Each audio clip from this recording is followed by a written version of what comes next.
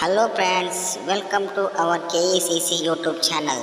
ಯಾರ್ಯಾರು ನಮ್ಮ ಚಾನಲನ್ನು ಸಬ್ಸ್ಕ್ರೈಬ್ ಮಾಡಿಲ್ಲ ದಯವಿಟ್ಟು ಸಬ್ಸ್ಕ್ರೈಬ್ ಮಾಡಿ, ಲೈಕ್ ಮಾಡಿ, ಶೇರ್ ಮಾಡಿ, ಕಮೆಂಟ್ ಮಾಡಿ. ಇವಾಗ ಒಂದು ಕಾರ್ಟೂನ್ ಕಥೆಯನ್ನು ನೋಡೋಣ, ಬನ್ನಿ ಫ್ರೆಂಡ್ಸ್.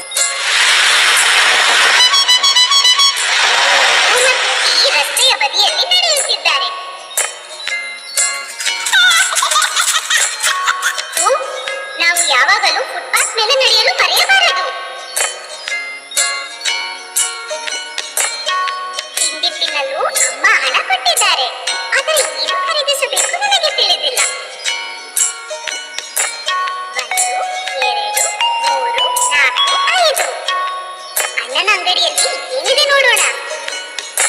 ಕುತು ಮತ್ತು ನಮ್ಮ ಸರದಿಗಾಗಿ ಕಾಯುತ್ತಾರೆ.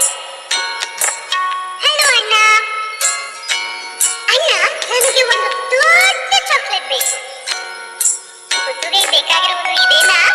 ಇಲ್ಲ, ಅವು ಮಿಠಾಯಿಗಳು. ಇದೇನಾ?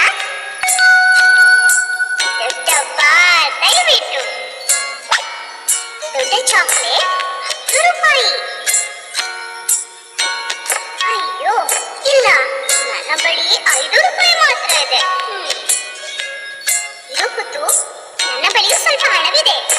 1, 2, 3,